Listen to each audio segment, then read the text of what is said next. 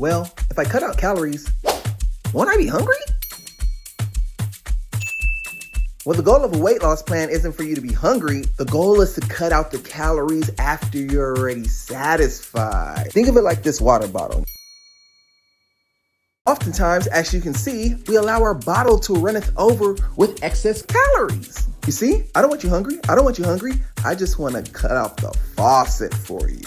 Why am I always hungry?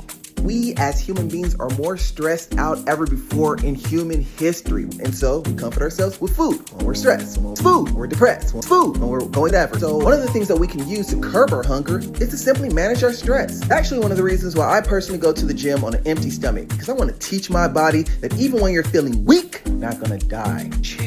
But aside from that, there could be some other medical conditions that could be affecting why we're always hungry so much. For that, see your dietary specialist.